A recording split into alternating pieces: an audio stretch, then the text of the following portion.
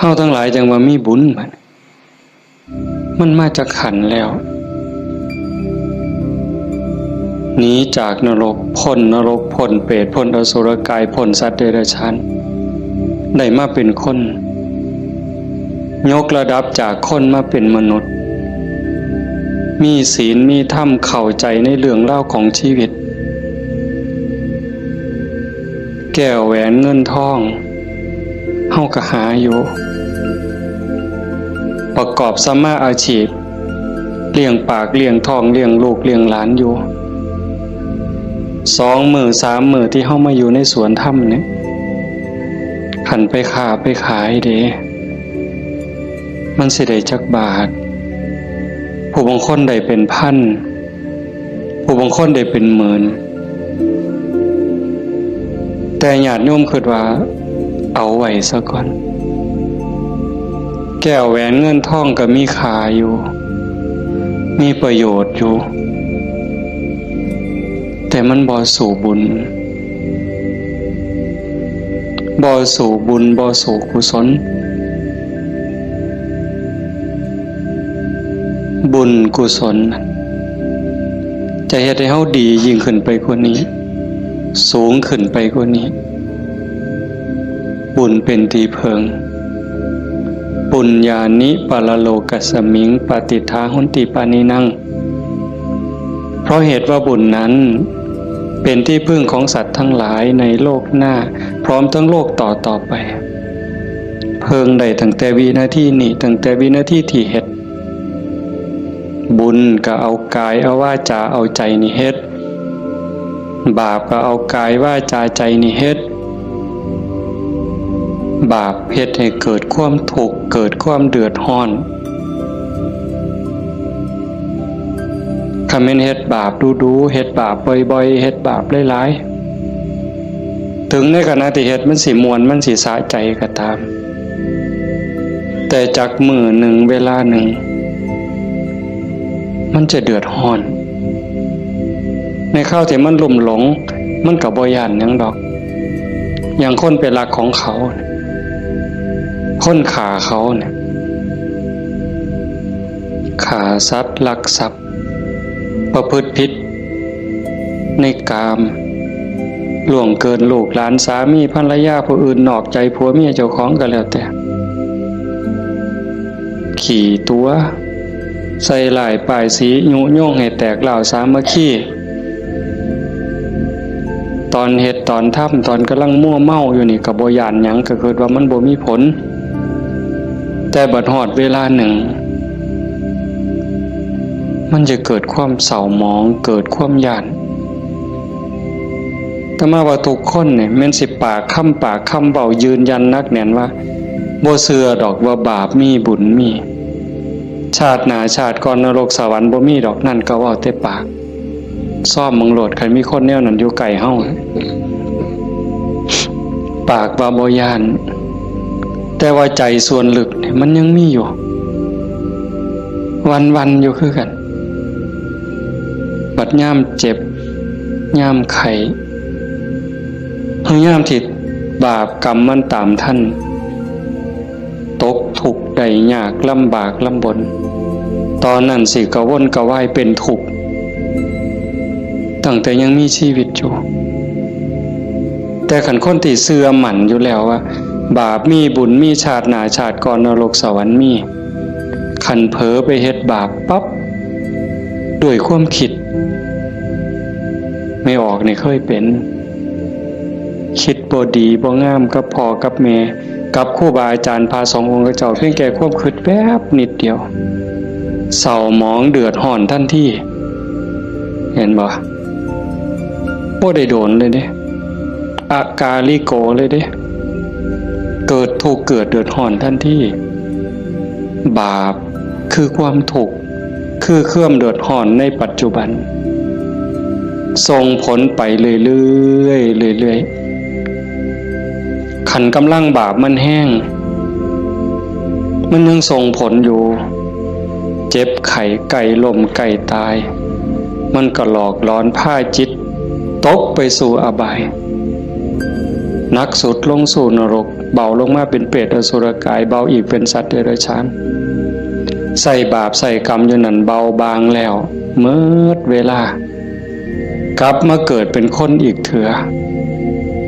เศษบาปตามมาพิการหูหนวกตั้งแต่เกิดผู้บางคนตาบอดตั้งแต่เกิดผู้บางคนอวัยวะบ่สมส่วนผู้บางคนอวัยวะครบคือหมูตีนครบมือครบแข้งขาครบแต่ว่าขี้ร้ายโยมว่ามันถูกซ้ำใดเห็นหมูเขางามเจ้าของก็นั่งเศร้าซองก็โจกงามเลยจะเป็นอุกจะเป็นอังลังเถื่อก็หน้าตาดีดีแต่พิการมันมีแนวเหตุในกลุ่มใจทุกข์ใจอยู่หั่นบ้านเมืองเขามีมือ10 นิ้วมือ10 นิ้วเจ้าของพันมี9เป็นตะยูว่าบัดนี้ไหว้พระย่ามใดก็จักสิเสียงจักสิเฮ็ดจังได๋ขาดก็บ่ดีคันเกินมา11 นิ้วแล้วบัดนี้สิ่งเหล่านี้เป็นผลของบาปที่ตามมาเล็กๆนะคำแม่นว่าอวัยวะก็คือหมู่อยู่หน้าตาก็พ่อไปวัดไปว่าก็บ่พอสิอายคนปานใดแต่ว่าทุกข์ล่ะเฮ็ดเวียกปานไฟไหม้มือไหม้ตีนคำบ่ได้ยืนขึ้นบ่ได้อยู่แต่บ่พออยู่พอกินจักเถื่อเอาขันหาอีกแนวนึงดีละพ่ออยู่พ่อกินหน้าตาก็พ่อไปวัดไปว่าแต่ว่าได้ผัวขี่เหล่าเป็นจังไดขันสิป้ามันก็หักอยู่ได้เมียปล่อยเก่งบัดนี้เป็นจังไดเจ้าพ่ออยู่บ่บัดนี้ก็ยังว่าคู่กรรมคู่เวรเอาให้อีกก็ได้ผัวก็ดีดีเมียก็ดีดีบอกกันอ้อมแอมอ้อมแอมปานเทวดาแต่ว่าลูกปานผีบัดนี้ผ่านมันอย่างเดียวนอนก็บ่หลับกลางเว้นก็เป็นทุกข์กลางคืนก็เป็นทุกข์คิดอยากแต่น้ำลูกชายก็พอแห้งแล้วลูกสาวก็พอแห้งแล้วนั่นคือผลบาปแต่บุญล่ะบุญเป็นสื่อของความสุข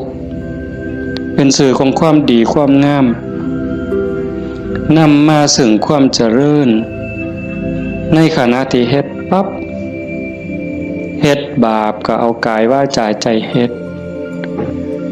บุญก็เอากายเอาวาจาใจนี่เฮ็ดแต่ว่าบุญเฮ็ดแล้วมีความสุขบ่ต้องรอชาติหน้ายังไม่ออก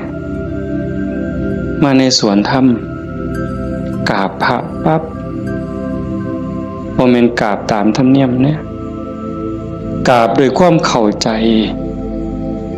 ว่าเฮากราบพระรัตนตรัยพระพุทธเจ้าพระธรรมพระสงฆ์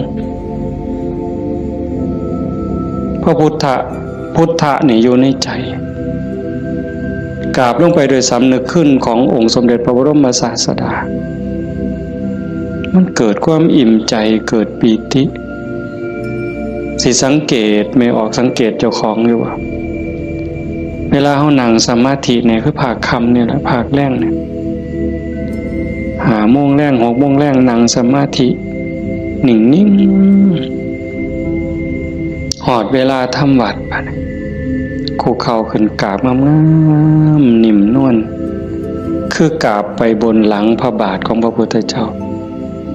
กราบลงไปบนหลังตีนเอาภาษาเฮาเอาหน้าผากแตะลงไปบนหลังตีนของพระพุทธเจ้ากราบ3 เทื่อแล้วเงยขึ้นประนมมืออะระหังสัมมาสัมพุทโธภะคะวาพระผู้มีพระภาคเจ้าเป็นพระอรหันต์ดับเพลิงกิเลสเพลิงทุกข์สิ้นเชิงตรัสรู้ชอบได้โดยพ ระองค์เองโอ้สำนี่มันอิ่มน้ำตาไหลอ่อนซ่อนเจ้าของอิ่มใจภูมิใจเด้ทั้งเถื่อเฮาบ่ต้องเว้าคิดซื่อๆนั่งสมาธินิ่งๆทบทวนพระพุทธเจ้าเพิ่นเป็นไผมาจากไส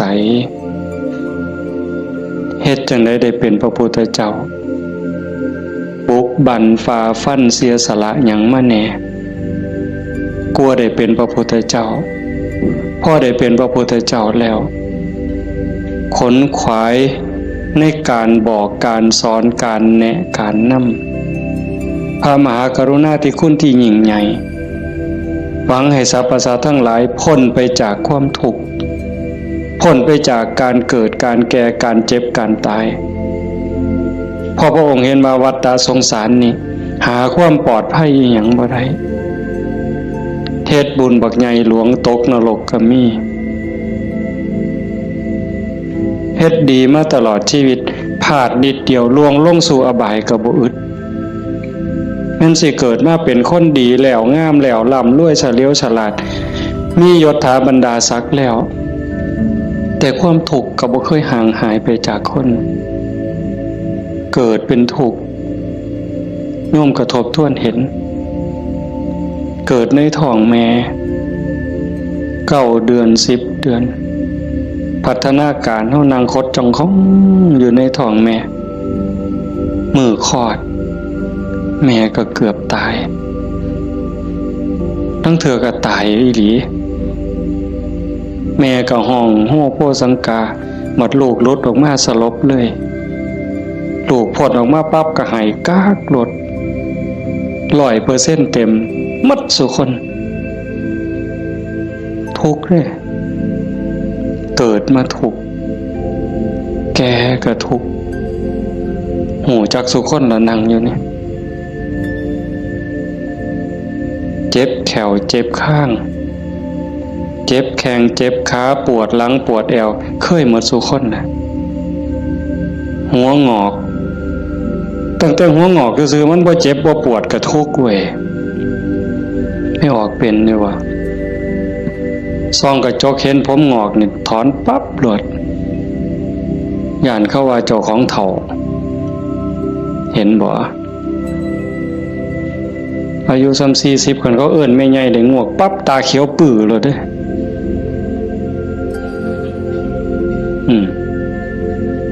แต่คันอายุ60เขาเอิ้นน่าสาวอายุปานใดล่ะ60โอ้ว่าแต่แม่น45หนูกินฮอดข้าวเลยเป็นบ้าเด้นี่ดีใจอ่ะเห็นบ่เฒ่าก็เป็นทุกข์เจ็บก็เป็นทุกข์ตายล่ะคนตายตอนมันตายแล้วมันบ่ทุกข์ดอกร่างกายหั่นแต่ว่าความรู้สึกนึกคิดน่ะมันห่างย่านตอนบ่ทันตายเนี่ยมันย่านนะเป็นหยังจังย่านหันคำถามแนวนี้เป็นหยังจังย่านตายบ่มั่นใจในเจ้าของที่จริงกันเฮาเฮ็ดบุญเฮ็ดกุศลสร้างคุณงามความดีไว้เพียงพอมันสิย่านเฮ็ดหยังอาตมาคือกันอาตมาย่านตายไม่ออกยังย่านตายอาตมาย่านอาตมาตกนรกนี่หม่องมันแม่นอีหลีบัดนี้คันว่าตายปั๊บอาตมาจะไปเกิดเป็นเทวดามีสวรรค์วิมานกว้างใหญ่มีบริวารล้อมหน้าล้อมหลังมีทิพย์หมดทั้งสิไปเกิดเป็นพรหมจังสิไปย่านเฮ็ดหยังบัดนี้ภาษาเฮาสิหนีจากบัวข้วยนอนจะขี้ตมจะขี้งัวขี้ข้วยไปขึ้นปราสาทมีเครื่องย้อมเครื่องท่ามีความหอมเต็มสะดวกสบายเฮาก็บ่ได้ย่านแต่นี่มันสิตกลงไปหลายกว่าเก่าเนี่ย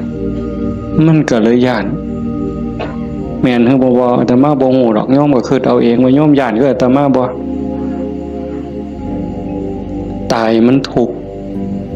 ตั้งเถื่อก่อนตายเนี่ยญาติโยมนี่คนประพฤติปฏิบัติธรรมไปร่วมงานศพดูๆไปเยี่ยมคนป่วยบ่อยๆนี่ได้น้อมธรรมเข้ามาใส่ตนซ้ำใดเห็นคนเจ็บคนป่วยทรมานโอ้ยปอดหอดข้าวเจ้าของสิเป็นจังไดเนาะคือดูพอพระพุทธเจ้าเพิ่นบอกว่าโอปนญิโกควรน้อมเข้ามาใส่ต้นเลือกได้อยู่บ่ล่ะโยมโอ้ยผู้ขาสิเลือกเอาตายด้วยโรคอันนี้ดอกสิเอาไหลตายดอกเอาง่ายที่สุดเลยได้นี่เอาวะกินข้าวอิ่มๆกับลูกกับผัวกับเมียแล้วนอนหลับแล้วตายไปเลยนี่ง่ายที่สุดเลยเอาวะยังบ่ทันหันเอาอยู่เด้นี่ขนาดพิธีที่ดีที่สุดสบายที่สุดเด้ขันไปเว้าถึงพวกเจาะข้อหายใจบ่ได้เจาะข้อเพราะท่านก็ป้อนอาหารทางสายยางเจาะสวงเอาเงี้ยวออกบ่เนี่ยเลือดก็ใส่ทั้งแขนขางนึงน้ำเกลือก็ใส่แขนขางนึงออกซิเจนงุ่มดังอีกเจาะสวงเอาน้ำออกบ่เนี่ยอุ้ยผู้ใดคิดว่าเจ้าของสิบ่ถูกแนวนั้นแน่อยู่นี่ยกมือขึ้นเบิ่งบ่มีหลักประกันหยังเลยพระพุทธเจ้าเป็นผู้มีพระมหากรุณาธิคุณคิดเห็นบุญคุณของพระองค์เที่ยวบอกเที่ยวสอนจากป่าสู่ป่าจากเขาสู่เขาจากกระท่อมของคนขอทานฮอดปราสาทราชวังของพระราชามหากษัตริย์คิดเห็นบุญคุณของพระองค์จังสีเฮาได้มาเฮ็ดนำทำตามมันเป็นบุญแน่ๆคิดพ่อคิดเห็นนั่งสมาธิพิจารณาไปเกิดอิ่มใจพอใจสุขใจเดียวนี้คิดเบิ่งเจ้าของมันถึงสิเกิดบ้านนอกขอกหน้าบ้านป่าคาดอนบ่ร่ำรวยเป็นแสนเป็นล้านคือเพิ่นแต่ว่าเฮามีวัดมีครูบาอาจารย์มีพี่มีน้องที่รักศีลรักธรรมเฮามีสัมมาทิฏฐิมีความเห็นถูกเห็นตรงตามคำสอนพระพุทธเจ้าอย่างน้อยๆนี่เชื่อว่าบาปมีบุญมีชาติหน้าชาติก่อนนรกสวรรค์มีเฮ็ดดีก็ย่อมได้รับผลดีเฮ็ดชั่วก็ย่อมได้รับผลชั่วพระพุทธศาสนาสอนเรื่องเหตุเรื่องปัจจัยเพราะสิ่งนี้มีสิ่งนี้จึงมีหวานพืชจังไดก็ได้ผลจังซั่นผ่อนซ่อนเจ้าของภูมิใจในเจ้าของแม่นสิเกิดบ้านนอกคอกหน้าทุกข์ยากปากหมองบ่ร่ำบ่รวยบ่สวยบ่งามแต่เฮามีโอกาสได้เข้าวัดได้มีโอกาสปฏิบัติธรรมเป็นผู้บ่ประมาทได้ยินเสียงปากเสียงเว้าของครูบาอาจารย์น้อมนำลงสู่การประพฤติปฏิบัติซ้ำนี่เฮากับพ่อแห้งอ่ะเนี่ยโยมเป็นบุญล่ะเด้นี่เกิดปีติเกิดความอิ่มใจแล้วก็ตั้งตนในความบ่ประมาทอีกอันนี้หมายถึงบุญเฮ็ดปั๊บก็เกิดความสุขใจอิ่มใจปั๊บขันเฮ็ดเรื่อยๆเฮ็ดบ่อยๆเฮ็ดดูจิตนึกตั้งแต่ถึงคุณงามความดีบัดเจ็บบัดป่วยบัดไข้บัดหนาวบัดสิลมสิตายนิมิตที่มันดีมันงามนำพาดวงจิตดับปุ๊บไปสู่สุคติขันมันเฮ็ดดูอันนี้หมายถึงดีเด้ให้ท่านรักษาศีลเจริญภาวนาเลี้ยงพ่อเลี้ยงแม่เขาวัดเขาว่าสร้างน้ำทำบุญมีจิตเอื้อเฟื้อเกื้อกูลนะขันมันเฮ็ดดูบ่อยๆจิตมันเที่ยวทางนี้ดูอั่นดอกมันก็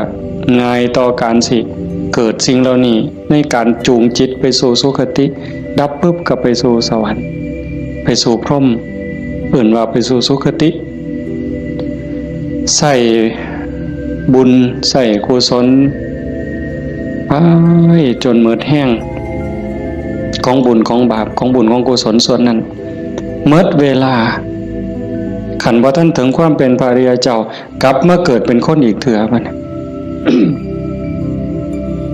ผลบุญพามาเกิดเป็นคนเศษบุญตามมาปุ๊บรูปร่างหน้าตาผิวพรรณสวยสดงดงามมีความอ่อนหน่อมอ่อนโยนมาแต่ต้นเกิดในตระกูลสูงเชื่อผู้ดีให้ทานมาหลายๆด้วยจิตศรัทธารวยตั้งแต่เกิดแต่มาว่ามาหลายปีแล้วว่าขันคนให้ทานด้วยความศรัทธาด้วยความเลื่อมใสเฮ็ดด้วยความจริงใจผลมันให้รวยบางเทื่อรวยตั้งแต่เกิดบ่ทันมื่นตาซ้ำปู่ย่าตายายเตรียมฝากธนาคารไว้ให้เปิดบัญชีไว้รับเป็นร้อยล้านพันล้านล่ะเห็นบ่ล่ะนั่นคืออานิสงส์ของศีลของทานของบุญของกุศลสวยรวยสวยผอมงามผอมรวยผอมฉลาดผอมโรคภัยไข้เจ็บหน่อยอายุยืนมีคนเคารพนับหน้าถือตาเว้าหยังคนก็เชื่อถอยฟังคำผู้ใดบ่อยากได้เนี่ยก็ 100% ทุกคนอยากได้แต่ว่าอยากซื่อๆมันบ่ได้แบบนั้นต้องเฮ็ดต้องสร้างเหตุปัจจัยแต่ว่าคนไทยในปัจจุบันเนี่ยตมาว่าก็กำลังหลงทางไปไกลคือกันมองจังหนึ่งก็คือศาสนาพุทธเจริญเบิ่งอีกแนวหนึ่งก็คือเสื่อมเต็มทีในเวลาเนี่ยนี่คือชุมนุมชนของเฮาเนี่ยกลุ่มเฮาเนี่ยคือเจริญอยู่แต่ว่าอีกกลุ่มหนึ่งมันอาศัยพุทธศาสนาติดยี่ห้อพุทธศาสนาแต่ว่าเนื้อในแกะกล่องเปิดขวดกินเข้าไปมันบ่แม่นบ่อยากเว้าหลายปานใดดอกเรื่องหมู่นี้แต่มันต้องเถือกับเป็นตะเว้าอ่อนวอนบวงสรวงพิธีกรรมเนี่ยมันออกนอกทางมัดนิยมคำมันสิง่ายปานนี้พระพุทธเจ้าสิมานั่งเฮ็ดหยังสิสอนเฮาให้ฝึกให้ฝนให้เพียรเฮ็ดหยังครูบาอาจารย์หลวงปู่หมั่นหลวงปู่ชาเอาชีวิตเกือบบ่รอดก็สั่นก็ครึ่งฝ่ายแล้วก็มาผูกหัวเจ้าของก็สวดซะทีล่ะอิติปิโส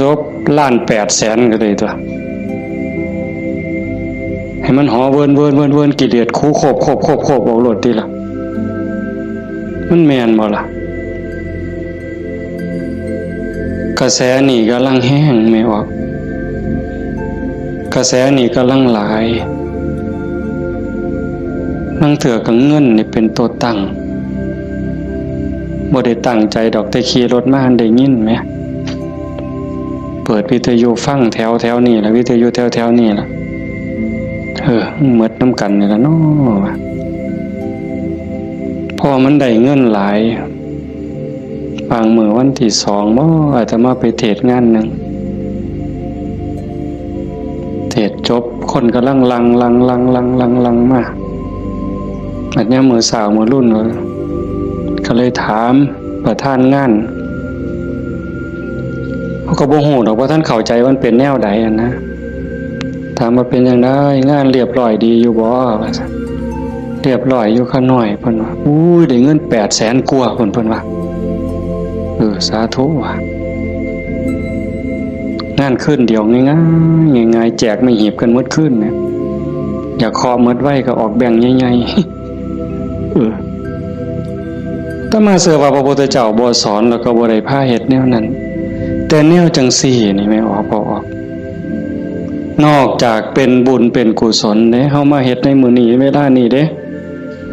นอกจากมาสร้างบุญแล้วมาหาที่เพิงสำหรับดวงจิตดวงวิญญาณเจ้าของแล้วชีวิตมันมีกายกับใจอย่างว่าร่างกายประกอบด้วยดินน้ำลมไฟเหมือนเวลามันก็แตกสลายดินขึ้นดินน้ำขึ้นน้ำลมขึ้นลมไฟขึ้นไฟแต่กระแสจิตกระแสใจกระแสวิญญาณเดินทางต่อหอบบุญหอบบาปไปขันดวงจิตดวงใจดวงใดได้รับการพัฒนานอกจากบุญแล้วพัฒนาคือมันเหตุให้เกิดให้มียกระดับเจ้าของสูงขึ้น สูงขึ้นจากอำนาจการบีบคั้นกดขี่ข่มเหงของกิเลสคือความโลภความโกรธความหลงจิตดวงนั้นเบายิ่งเบายิ่งละเอียดยิ่งสูงใกล้พระพุทธเจ้าไปเรื่อยๆเรื่อยๆเรื่อยๆขันใจต่ำก็หมายความว่ากิเลสถมมันหลายใจสูงกิเลสติดหน่อยขันสูงที่สุดกิเลสเกาะบ่ได้ก็เป็นอิสระจากกิเลสไปเข้ามาเดินจงกรมมานั่งสมาธิสวดมนต์ฟังเทศน์ฟังธรรมก็เพื่อสิซักฟอกจิตใจเจ้าของการฟังธรรมนี่ก็เป็นตนหนึ่งเฮ็ดให้เฮาได้เกิดปีติเกิดความสุขเกิดสมาธิตั้งแต่เกิดความเข้าใจได้ส่องได้ทางยกจิตเจ้าของให้มันสูงยิ่งขึ้นได้เฮาก็เฮ็ดหลายๆอย่างทั้งการฟังทั้งการประพฤติปฏิบัติทั้งการสวดมนต์เฮาทำวัดแปลมันยิ่งเห็นยิ่งเข้าใจอย่าเอาเพียงแค่มวลเอาเพียงแค่ความไพเราะอย่างเดียวเฮาสวดซาๆเฮามีโอกาสพินิจพิจารณาถึงความหมายที่เฮากล่าวออกไปแต่ละคำน้อมนึกเห็นพระพุทธเจ้านึกถึงครูบาอาจารย์พระอริยสงฆ์คือจังเพิ่นบอกเพิ่นสอนอ่านไปนำสวดไปนำพิจารณาหาเหตุหาผลหาความหมายนำมันจะได้เข้าใจยิ่งขึ้น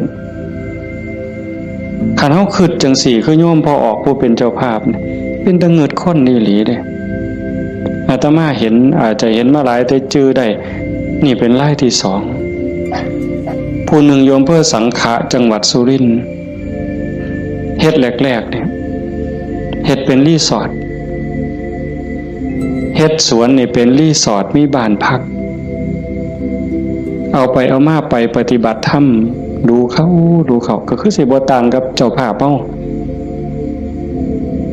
ใจตกลงไปในกระแสธรรมหักศีลหักธรรมมั่นใจแล้วว่าอันใดสิเป็นที่เพิงของชีวิตอันใดสิเป็นสมบัติควรสิถือออกจากโลกนี้ก็ค่อยๆเปลี่ยนบัดนี้จากรีสอร์ทจากบ้านพักนัดพี่นัดน้องไปร่วมปฏิบัติ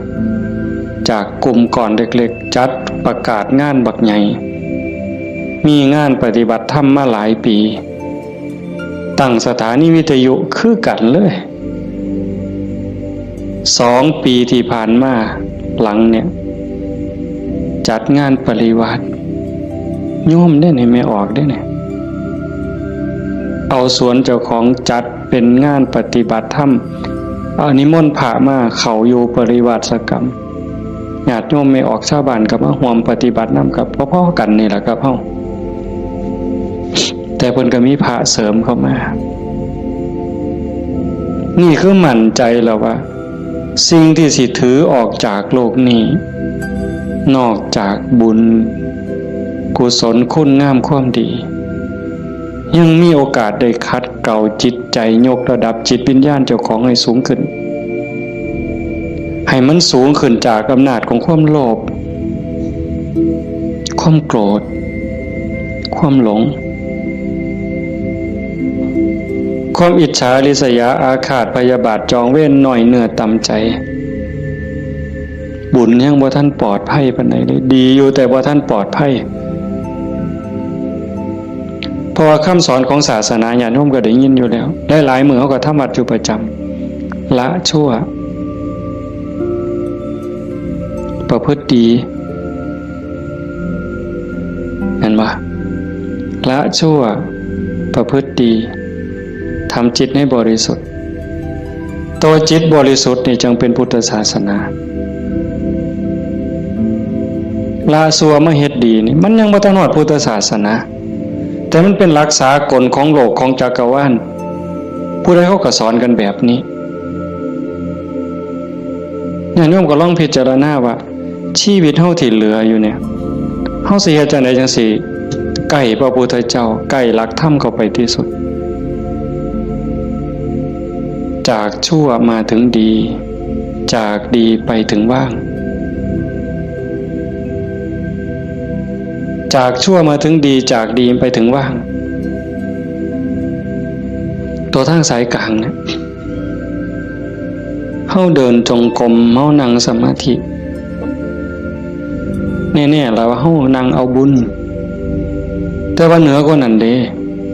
การพัฒนาการยกระดับจิตโยมก็ต้องเบิ่งนำ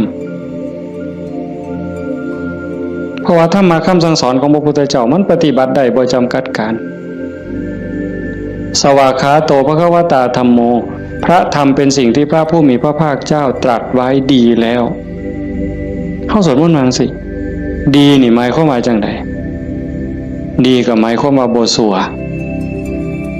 ตอบแบบพี่บ่าเว้าเด้ดีคือบ่ชั่วแต่ในความหมายนั้นดีแล้วหมายความว่าบ่ขาดพระพุทธเจ้าสอนไว้ตรัสไว้บ่ขาดแล้วก็บ่เกินพอดีสำหรับการดับทุกข์สำหรับการสร้างบุญสร้างกุศลสร้างประโยชน์กับส่วนรวมแล้วพอดีสำหรับการดับทุกข์บ่ต้องเติมเข้าไปอีกแล้วก็บ่ต้องเอาออกคำสอนเนี่ยบ่ต้องเอามาเติมคันพวกมาเติมกลายเป็นสัตว์ทำปฏิรูปเป็นของปลอมไปมองศาสนาสิฟั่นเฟื่อนมองเฮาสิหลงทางเสียเวลาของชีวิตเฮ็ดไปก็เสียเงินเปล่าเสียเวลาเปล่านั่นคือมันเป็นสัตว์ทำปฏิรูปเป็นของเกินเป็นของไร้สาระแต่ว่าเติมเข้ามางัดใส่พระโอษฐ์ของพระองค์ว่าอันนี้พระพุทธเจ้าตรัสนี่คือเหตุการณ์หลายๆอย่างอยู่ในเวลานี่ในสังคมชาวพุทธเฮาบ่ขาดแล้วก็บ่เกินสวากขาโตภควตาธัมโมพระธรรมเป็นสิ่งที่พระผู้มีพระภาคเจ้าตรัสไว้ง่ายแล้วนอกจากดีแล้วก็ง่ายนำเพียงจังว่าง่ายเป็นเหมือนกับเปิดของที่ปิดของที่ถูกปิดอันไหนเป็นคนปิดความบ่ฮู้อวิชชาความบ่ฮู้โมหะความหลงความมืดมันครอบงำจิตใจของเราสัตว์มาชั่วอนันตกาลจนเจ้าชายสิทธัตถะเสด็จออกบวชบำเพ็ญเพียรบารมีได้ตรัสรู้ใต้ต้นพระศรีมหาโพธิ์ก่อนพุทธศักราช45ปีนั้นจังเปิดขึ้นมาได้นักบวชก่อนพระองค์เฮาสินับหลายปานใดเป็นหมื่นองค์หมื่นศาสดาหมื่นครูอาจารย์ที่แสวงหาแต่ว่าบ่มีผู้ใดพ่อเปิดบ่ออกบุญบารมีบ่ถึงแต่เจ้าชายสิทธัตถะบำเพ็ญบารมี20อสงไขยกำไรแสนมหากัปบารมีเต็มเปี่ยมจังสามารถเปิดของที่ปิดหงายของที่คว่ำจุดแสงสว่างในที่มืดบอกทางแก่คนหลงทางนี่คือคำสอนพระพุทธเจ้าเด้เปิดของที่ปิดหงายของที่คว่ำบอกทางแก่คนหลงทางจุดแสงสว่างในที่มืดก็จังว่าตรัสไว้ง่ายแล้วทำอันมีส่วนขี้ริ้วพระองค์เฉือนออกหมดสิ้นแล้วตัวใดมันเฟือมันฝุ่มเฟื่อยเป็นเรื่องไร้สาระเฮ็ดให้เสียเวลาพระองค์ปาดออกเฉือนออกหมด คือกันครับใบใหม่เมิดป่าแต่พระองค์นำมาสอนซ้ำกับกำใหม่ในมือใบใหม่ในกำมือเนี่ยม่วนหลายมันบ่เป็นประโยชน์บ่เป็นไปเพื่อการดับทุกข์มันอาจเสียหลายคือกับใบใหม่ในป่าสูตรนั่นสูตรนี่สูตรยารักษาโรคสูตรสะเดาะเคราะห์ต่อชะตายังก็สิบอกกันทุกซุมื้อเสริมดวงเสริมมงคลนั่นก็แล้วแต่วิชาที่มันบ่เป็นไปตรงไปเพื่อความดับทุกข์พระองค์บ่เอามาสอนเฉือนออกบ่เอามาเว้าถือเป็นเรื่องไร้สาระเป็นหยังจังเอาแต่สิ่งที่มันเป็นประโยชน์ล้วนๆเอาแต่แก่นเพราะว่าวันเวลาของชีวิตเฮาบ่พอโยมชีวิตหนึ่งๆเฮาบ่พอสำหรับการจะปลดเปลื้องกิเลสออกจากใจเป็นเรื่องรีบด่วนวันเวลาของชีวิตเฮามันบ่ถึง100 ปีจะคนเนี่ยเห็นบ่เบิ่งดีๆเด้ เฮาเกิดมาอยู่ในโลกนี่มันบ่เกิน100 ปีหลายคนอยู่นี่60แล้ว70แล้วอายุจน70หัวงอกแขวหักแล้วเนี่ยกิเลสลดลงหรือยังถามเจ้าของเบิ่งยังเครียดให้ลูกเขยบ่เครียดให้ลูกไผ่บ่ไปตักอาหารยามมื้อเช้านี่มันอยากได้หลายเกินจำเป็นบ่นั่งเถื่อตักไปก็อันนี้ก็สิเป็นตาแซ่บอันนี้ก็สิเป็นตาแซ่บตักไปตักมาแงกเบิ่งถาดโอ้มันสิกินหมดบ่พ่อละเพิ่นว่าย่างชีวิตโตเฮ็ดบักสมยังถอยกลับหลังมาอีกอยู่2 ก้าวกำปึ๊บอีกอยู่นี่คือเฮาพัฒนาบ่ทันไปเนี่ยตอนนี้อายุ70นี่เอาบักสมมาหน่วยนึงยังบ่พอยังเอาหน่วย2ไว้เสียงไว้ให้หลานอยู่มื้ออื่นมื้อเนี่ยเจ้าว่ามันของเล่นซั่นบ่กิเลสเนี่ยสิเอาชนะมันแนวใดหลายภพหลายชาติหลายแสนชาติล้านชาติมาแล้วที่เฮาแพ้มาตลอดแต่ว่าก็ใครแน่ชาตินี้ได้มาเป็นคนสู่ตอนในสนามนี่เวทีนี่ก็เป็นนักมวยนี่คือเวทีแก้มือแม่ว่านัดล้างตาก็เป็นการแก้มือกันเป็นกีฬาหยังก็ตามนี่เป็นไฟหนึ่งเป็นเกมหนึ่งที่เฮาสิเอาชนะมันแต่ตอนนี้จากยกแรกมาจนฮอดยก5นี่เฮาถึกมาสะบักสะบอมในนับ8ก็หลายรอบแล้วอีกบ่ถึงนาทีแล้วเด้มันสิหมดยก5นี่สิหวังน็อกอยู่ว่าเจ้าเฮาสิถึกศอกกลับเขามิดอ้อยซอยอีกยกนึงบ่จักนี่ต้องมึงเห็นเนี่ยจังว่าพระพุทธเจ้าเพิ่นเฉือนออกหมดสิ้นแล้วเอาแต่เรื่องทุกข์เรื่องดับทุกข์จะจ่อเข้ามาคันเอาว่าท่านเข้าใจซ้ำนั้นอ่านความรู้สึกเจ้าของมันเฮามาเดินจงกรมนั่งสมาธิซ้ายย่างเนาะขวาย่างเนาะสิย่างพุทโธก็แล้วแต่ย่างเฮ็ดหยังอาตมาอาจสิเว้าบ่ถูกเด้ญาติโยมอาจจะเข้าใจกว่าอาตมาก็เว้าไปตามบ่าซั่นเนาะย่างเพื่อฝึกสติเพื่อเพิ่มความถี่ของสติสัมปชัญญะสติคือความระลึกได้สัมปชัญญะคือความรู้ตัวฝึกบ่อยเฮาเผลอนี่เอาวันนี้เรื่องบุญน่ะมันของตายอยู่แล้วไม่ออกบ่ออกเรื่องบุญน่ะของตายเพียงแค่เฮาตั้งอกตั้งใจมีศรัทธามาเฮ็ดให้บุญของตายมันได้อยู่แล้วจากชั่วมาถึงดีจากดีมาถึงว่างจากบาปมาถึงบุญจากบุญไปถึงว่างเนี่ยบุญน่ะของตายเฮาเพียงแค่มีศรัทธามานี่มันมหาศาลน่ะบุญเป็นต้นหนุนแต่เฮาสิเอาดีกว่านั้นบ่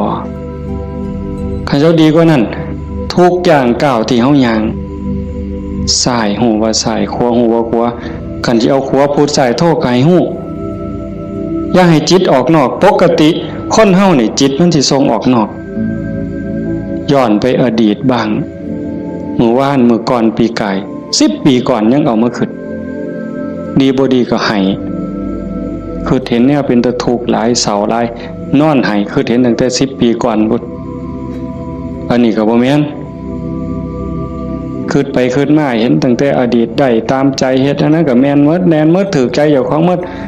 นอนหัวยุ่มอยู่อันนี้ก็บ้าบ่แม่นคันบ่อยู่กับอดีตบ่นี่พูดอนาคตมื้ออื่นมื้อนี้ผู้เขาหดบ่นอพุ่นย่านผู้เหี่ยวมึงได้ล่ะอีหล่าหลานน้อยมันสิคิดฮอดแม่ใหญ่มันบ่นอ ไปดอกเด้อันนั้นอันนี้มันสิได้เป็นจังซี่บ่เกิดความวิตกกังวลไปข้างหน้าอันนี้ก็บ่แม่นการประพฤติปฏิบัติพระพุทธเจ้าเพิ่นบอกให้อยู่ในปัจจุบันอดีตก็ละไปแล้วอนาคตก็ยังไม่มา ให้อยู่กับปัจจุบันที่เฮาพุทโธนี่คือเห็นปัจจุบันหายใจเข้าพุทนี่เห็นปัจจุบันโธออกนี่เห็นปัจจุบันนี่เมื่อมีสติอยู่กับปัจจุบันอันนี้เป็นเครื่องฝึกเป็นเครื่องมือในการฝึกจิตที่มันเคยวอกแวกไปอดีตแน่อนาคตแน่บ่นิ่งแน่เพราะเฮาจับไว้กับอารมณ์พระกรรมฐานผู้บางคนก็ท้องพองท้องยุบหนอพองหนอพุทโธคือลมหายใจซื่อๆเอามันมาจับไว้นี่จิตมันก็ค่อยนิ่งเข้ากันเฮาบ่ลดละความเพียรคันจะว่าถึงสติเป็นคือกับหัวสติเตสังนิวารนังสติเป็นเครื่องกั้นหยังกั้นกิเลสคือความเศร้าหมองคือความมืดความเศร้าหมองแห่งจิตแห่งใจบ่ให้มันมาท่วมทับจิตก็คือฝึกจังซี่คันสมมุติว่าสติเป็นเครื่องหัวเป็นหลักหัวมื้อนึงคือฮอดพุทโธเทื่อนึงขาดบ่เนี่ยเมื่อมือคือถอดพุทโธได้เทื่อนึง2เทื่อ10เทื่อ100เทื่อก็ยังว่าห่างคันมันเป็นลักหัวนี่ลมหอดสร้างคันสมมุติว่าเฮ็ดให้เฮ็ดหน้านี่บ่ว่าแต่งัวเขาสิมากินดอกกล้วยสิมากินดอกลมหอดสร้างหัวมันห่างเห็นมั้ยมื้อนี้เฮาฝึกดูๆมาเพียรปฏิบัตินี่ฝังหลักทีเขาแต่ก่อนมันห่างเป็น 2-3 เมตรสร้างเขาได้วันนี้ปักเขาไปกลางกึบเหลืออยู่เมตรครึ่งสร้างเขาบ่ล้มเนี่ยแต่ว่าคุ้ยเขาได้เด้ฝึกเขาไปอีกเพี้ยนไปอีกพยายามเขาไปอีกฟักกึบเขาไปอีกจากเมตรครึ่งเหลือ75เส้นจบคุ้ยเขาบ่ได้งัวเขาบ่ได้แต่ว่าหมูอาจสิเขาได้เด้ดุดมุนได้เสียบเข้ากลางกึบเหลือ30กว่าเส้นหมูเขาว่าได้แต่ม้าเขาได้มันเพี้ยนเขาไปอีกซับเขากลางจาก30กว่าเหลืออยู่20 15ขึ้นไปหา20เสียบเขาไปอีกเหลืออยู่10กว่าเส้นมันแล้วไก่ก็เขาบ่ได้เสียบเขาไปอีกไก่เขาบ่ได้กบอาจสิเขาได้ที่เขาอีกกบเขาบ่ได้เขียดโม่เขาได้ที่เขาอีกเขียดโม่เขาบ่ได้เขาได้แต่เขียดแค่หน้าสติเฮาคือกันสติสัมปชัญญะฝึกบ่อยๆฝึกดูๆเห็นดูๆหูดูๆมันก็จะเป็นความชำนิชำนาญความระลึกรู้ระลึกเห็นบ่อยๆเกิดขึ้นอยู่ในปัจจุบันบ่อยๆบ่ได้แวบไปสู่อดีตบ่ได้แวบไปสู่อนาคตเกิดความตั้งมั่นเกิดความมั่นคงสติสัมปชัญญะสมาธิความตั้งมั่นได้บ่สมาธิคือความตั้งมั่นแห่งจิตบ่วอกแวกปัญญารอบรู้ในกองสังขารที่มันมาหลอกจิตสังขารกลางกายก็อีกอย่างนึงสังขารคือจิตใจก็อีกอย่างนึงกายนั่งนิ่งแต่ว่าจิตมันคิดไปทั่วทิพย์ทั่วแดนในเมื่อหูจักเรื่อยๆหูจักบ่อยๆพยายามผูกมันไว้คอยตะล่อมจิตมันคือลิงเพิ่นยังว่าผูกไว้คือผูกลิงใส่หลักสติเป็นเหมือนกับเชือกองค์ภาวนาเป็นคือกับหลักมันสิดื้อปานใดลิงมันดื้อไปโลดมันไปบ่ได้จักหน่อยมันก็ล่ามันก็ซ่าลงจักหน่อยก็นั่งจิตเฮาคือกันเฮาบ่เครียดดอกมันไปก็ปล่อยมันไประลึกได้ปั๊บก็กลับมาใหม่ระลึกได้ปั๊บกลับมาใหม่ดูเขามันก็มีทางมันก็เป็นความชินของมันอยู่จักหน่อยก็นิ่งได้พอแต่มันนิ่งมันอิ่มแน่ไม่ออกก็สิเคยเห็นหลายคนนั่นล่ะเก่งกว่าแต่มาล่ะนั่งอยู่นี่ซ้อมเบิ่งเนี่ยเกิดความอิ่มใจสุขใจคันเฮ็ดดูๆบ่อยๆอย่างเฮาเบิ่งท้องพองท้องยุบเห็นคักๆขณะที่ท้องพองขึ้นปุ๊บทอเส้นผมปุ๊บขึ้นมาก็เห็นยุบลงปุ๊บทอเส้นผมนี่ก็เห็นหายใจเข้าหายใจออกคือกันในนี่มันก็มีการเกิดดับเห็นอยู่ในเมื่อที่ทั้งสัตว์ปั๊บเกิดปีติเกิดความสุขเกิดอิ่มใจอันนี้เล็กๆดอกข ของเล่นหน่อยๆขนอดบางเถื่อเฮาเฮ็ดดูๆบ่อยๆจนได้หูจักมันแน่แล้วบัดเกิดมื้อนึงเวลานึงเฮามีเรื่องต้องคิดต้องอ่านมันหนหูหนหวยกัดกลุ่มกระวนกระวายคิดพอปั๊บคิดฮอดกรรมฐานหายใจเข้าดึงลมหายใจเข้าหายใจยาวๆบึ๊บหายใจออกบึ๊บเย็นว่าขนลุกวืบโล่งอันนี้ก็มีก็เป็นบอนพักอีกอันนึงคันเฮ็ดจังสี่ดูๆบ่อยๆเฮาสิเล่นจังไดกับมันก็ได้ไม่ออกแล้วเคยเบิ่งความคิดเจ้าของบ่นั่งเบิ่งซื่อๆเนี่ยหลังจากเบิ่งลมหายใจเข้าหายใจออกพอสมควรบัดเวลานึงเฮาอยากเล่นกับความคิดตั้งสตินั่งจังซี่ปั๊บก็หลับตาเบิ่งรูปเจ้าของนั่งหลังจากนั้นก็ย้อนเข้ามาทางในเบิ่งจิตที่มันนิ่งอยู่ธรรมชาติจิตมันนิ่งมันว่างมันสว่างเป็นประภัสสรแต่กิเลส ความโลภความโกรธความหลงนั้นมันเป็นแขกมาเยี่ยมมาเยือนชั่วคู่ชั่วข้าวเยี่ยมแล้วก็ไปเยี่ยมแล้วก็ไปแต่ว่าเฮาขาดสติบ่นี่มันเยี่ยมตลอดเวลามาทางตาแน่ทางหูแน่ทางจมูกแน่ทางลิ้นแน่ทางกายแน่รับหูรับตาไว้ก็มาทางใจคิดอยู่ตลอดนี่คือแขกในเมื่อแขกมาเยี่ยมดูจิตใจอ่อนล้าเจ้าของบ้านบ่ได้พักข้าแต่ตอนรับแขก ไม่ว่าเคยเป็นบ่ล่ะสมมุติว่าเป็นเฮาเนี่ยนะเดี๋ยวกับผู้นั้นมาผู้นี้มาต้อนรับอยู่หมดมื้อหมดเว้นหาข้าวหาน้ำให้อยู่ให้กินคอยเว้าคอยจาทักทายปราศัยเมื่อยเนี่ยคนบ่ได้พักก็เมื่อยก็ล้าใจบ่ได้พักก็คือกันเดี๋ยวก็โลภเดี๋ยวก็โกรธเดี๋ยวก็หลงเดี๋ยวก็ฮักเดี๋ยวก็ซังเดี๋ยวก็ย่านอยู่หั่นแต่คันเราได้เฮ็ดสมาธิได้ภาวนาจิตมันได้พักเป็นพักเกิดความหนักแน่นมั่นคงเด้เวลาที่จิตเฮามีสมาธิเกิดความหนักแน่นมันบ่เป็นสมาธิแบบที่เฮาเว้าถึงกันจนว่านิ่งสว่างดับไปเป็นชั่วโมง2ชั่วโมงเป็นมื้อเป็นเว้นก็สร้างเพียงแค่เฮาเห็นลมเข้าลมออกเนี่ยคือเห็นพุทโธ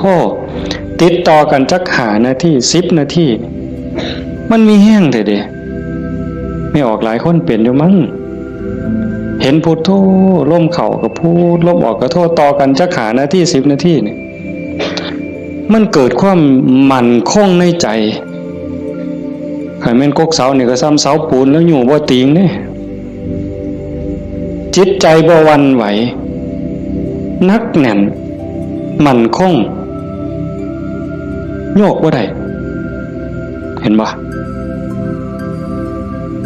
แต่ขันไปกว่านั้นบัดน่ะอ่านเบิ่งความคิดปั๊บหูปั๊บคิดปั๊บหูปั๊บ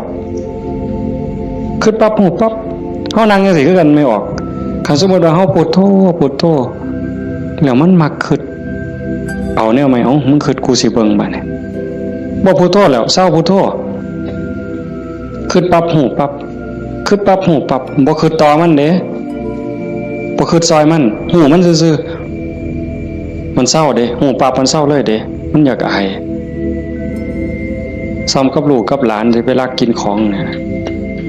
เสียงตาหน่อยเบิ่งหดมือปั๊บโลดเด้เป็นแนวนั้นเบิ่งความคิดอันนี้ก็ตัวหนึ่งเอาไปเอามาหูขบวนการกันแรกๆตั้งเถอะมันคิดไปแล้วสมมติคือเขียนหนังสือนี่บออานอบานไม่โทบ้านบออัวบัวหออามองามฮอดพุ่นจังคิดออกฮอดม่อมาแล้วโอ้ยคิดไปหยังฮอดพุ่นตั้งสติไหมมันเขียนไหมมันอาจสิฮอดงออาบ่ทันได้ม่อมาฮอดสระปั๊บหูปั๊บคันหูรู้มันสิสั่นเข่าได้บัดแต่คันแรกๆปั๊บมันฮอดงออามองามบ้านบัวงามมันเฮาตั้งสติดีๆเอาก่อนมันมาฮอดม่อมาเนี่ยมันว่าหยังก่อนสระอาก่อนสระอาเด้งองูก่อนงองูเด้ว่าแหวนก่อนว่าแหวนมหานากาศก่อนมหานากาศบ่ใบไม้ไล่ถอยกลับมา มาลุ้นไปอีกสั่นเข่าสั่นเข่าสั่นเข่าสั่นเข่าสั่นเข่าคิดปั๊บหูปั๊บคิดปั๊บหูปั๊บการปรุงแต่งของจิตของสังขารมันไปบ่ได้ไกลเพราะหูมันอยู่จอบมันอยู่จากไปหอดบ้านบัวงามมันต้องบัดสุดท้ายมันหอดเพียงแค่บออาเพราะท่านไม่โทษสั่นเข้ามา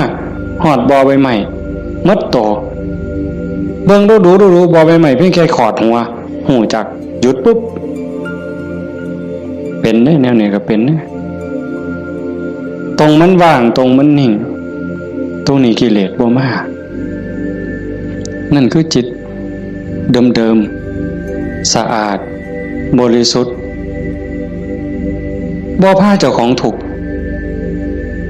เข้าใจได้เลยว่าคำสอนของพระพุทธศาสนาสูงสุดเพื่อบ่ทุกข์คำสอนของพระพุทธเจ้าทั้งหมดเป็นไปเพื่อดับทุกข์เป็นไปเพื่อพ้นทุกข์จังว่าความว่างจากความยึดมั่นในความเป็นตัวเป็นตนในสิ่งที่ใดที่มีที่เป็นเฮาประพฤติปฏิบัติจังสี่คือกันเดินจงกรมนั่งสมาธิเพื่อเจริญสติสัมปชัญญะปัญญาสมาธิให้มันหูเท่าทันในเมื่อกิเลสเกิดมากระทบกิเลสคือความทุกข์คือความเดือดร้อนความเศร้าหมองต่างๆมันจะเกิดขึ้นกับจิตกับใจมันมาทางไหนมันมาทางตามันเข้าทางตาเข้าทางหูทางจมูกทางลิ้นทางกายทางใจเพิ่นเอิ้นว่าอายตนะอายตนะเป็นเครื่องเชื่อมต่อภายในก็มี6ภายนอกก็มี6ตามันเป็นคู่กับรูปหูเป็นคู่กับเสียง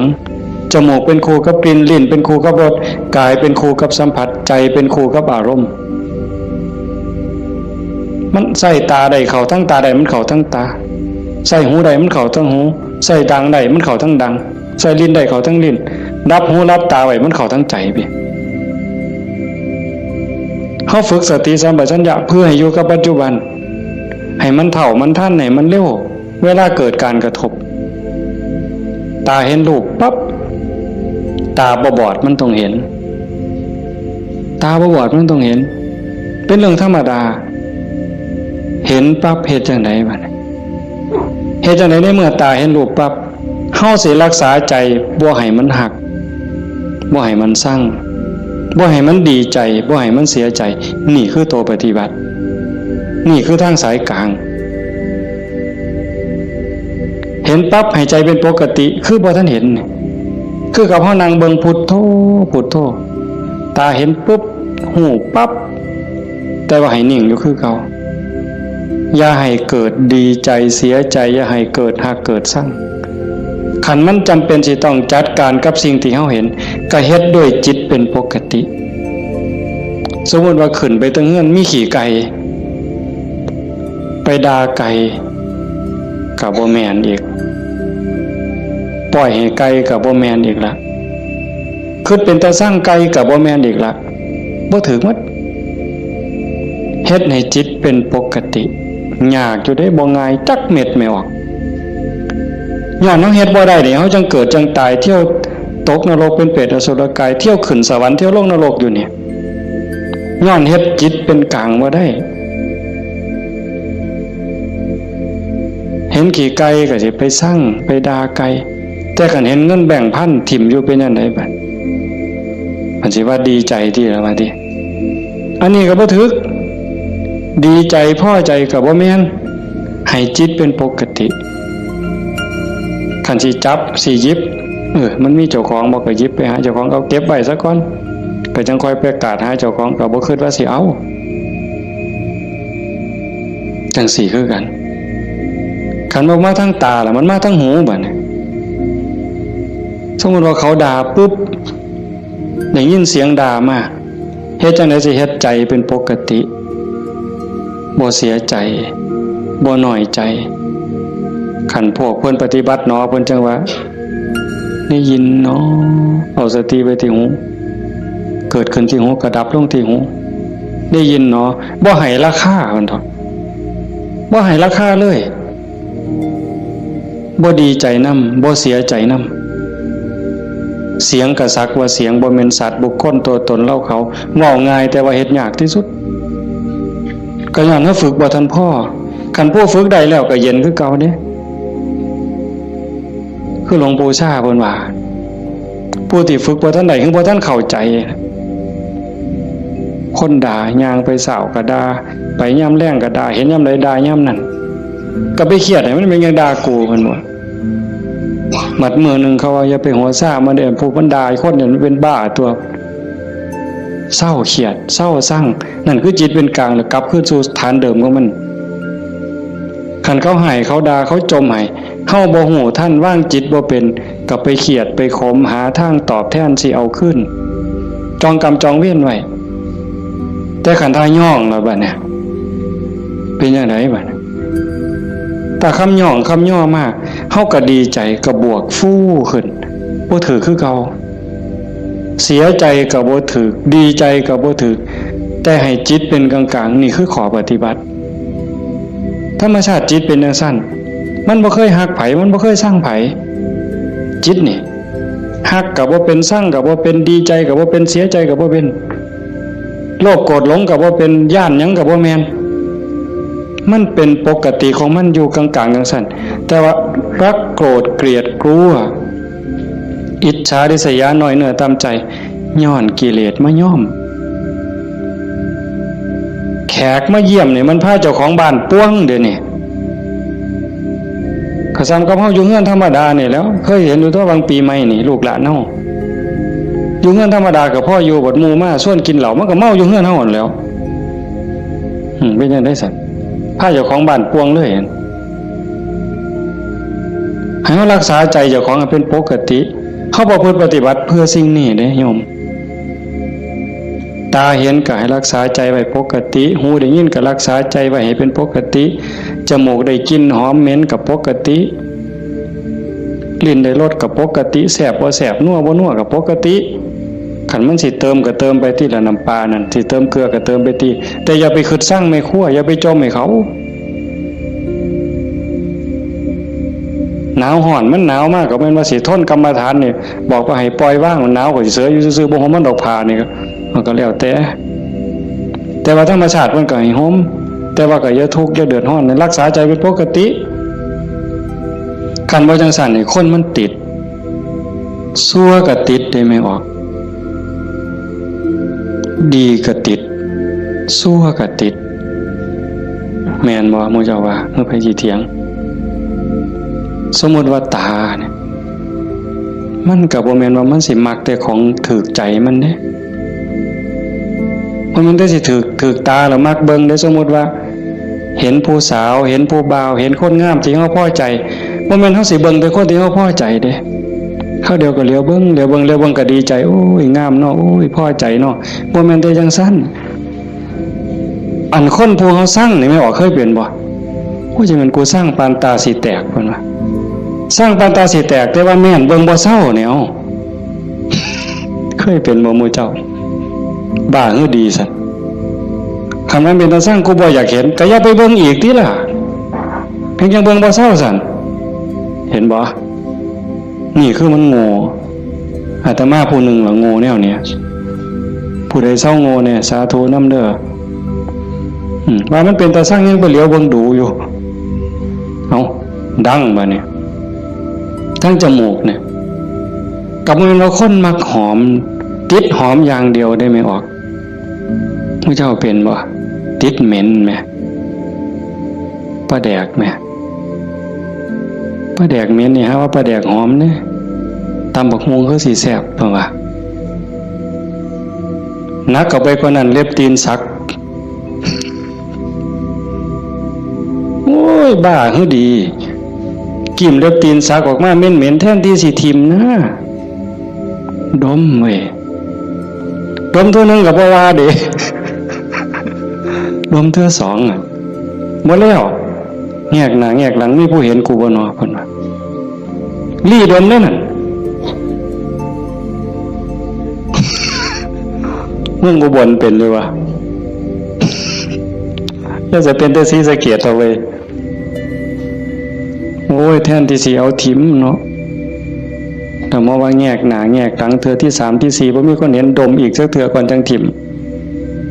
นั่นใส่ว่ามาของหอม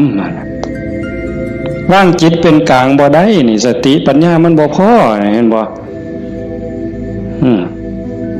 อย่าว่าแต่แสบบ่แสบเลยนัวบ่นัวเลยสัมผัสคือกันเย็นห่อนอ่อนแข็งใจคือกันเนี่ยมันบ่ดีคิดแล้วเฮ็ดเจ้าของเป็นทุกข์คือพ่อเฮ็ดเจ้าของห้องไห้น้ำตาลังน้ำตาไหลก็ยังมีโอกาสนอนมือกายหน้าผากคิดฮอดแล้วก็น้ำตาไหลสะอื้นอยู่ผู้เดียวบ้าคักๆในเด็กคนเนี่ยคันเนี่ยมันถูกใจเจ้าของก็นอนคิดเห็นแล้วก็หัวยุ่มอยู่ผู้เดียวพลิกไปพลิกมาจนเก็บไปฝันแล้วเว้ยนี่คือจิตมันฝึกบ่ทันใดไม่ออกพอออกเพิ่นพาเฮาเฮ็ดงานปฏิบัติธรรมเสียเวลาย่อมสละสถานที่เงินทองพร้อมเพื่อเอาบุญให้เจ้าของส่วนหนึ่งแล้วก็เพื่อยกระดับจิตใจเจ้าของส่วนหนึ่งแล้วก็เห็นว่าทุกคนคือพี่คือน้องเปื้อนร่วมทุกข์เกิดแก่เจ็บตายทุกคนเคยเป็นพี่เป็นน้องเป็นญาติสายโลหิตเป็นสามีภรรยากันมานับภพนับชาติบ่ถ้วนชาตินี้ชีวิตนี้ได้เข้าใจในหลักธรรมคำสอนของพระพุทธองค์กหวังให้เกิดประโยชน์สูงสุดส่วนหนึ่งเราก็ฉลาดบักคักถ้ามาเสือสู่คนที่นั่งอยู่นี่แบ่งบุญเล่าเด้เรากินเปอร์เซ็นต์หมู่เจ้าได้เนี่ย เป็นพ่อค้าสำนะหัวพ่อค้ายังมีอยู่นี่แม่แต่เฮ็ดบุญเด้ถ้าเบิ่งมื้ออื่นทราบบัดสิมื้อเนี่ยบัดสิมื้อนี่จ้ะโอ้ยอนุโมทนาสาธุเด้อนำพ่อใหญ่เด้อพ่อใหญ่ก็สาธุเอาหมดให้เจ้าได้บุญหลายๆจะแม่นอ่อนซ่อนเจ้าเห็นบ่เปอร์เซ็นต์ที่เราได้นำหมู่เจ้าเนี่ยจิตเราก็สะอาดขึ้นยิ่งเข้าใจในการประพฤติปฏิบัติหวังยกจิตยกใจพลังบุญตรงนี้เฮ็ดให้จิตเราสูงขึ้น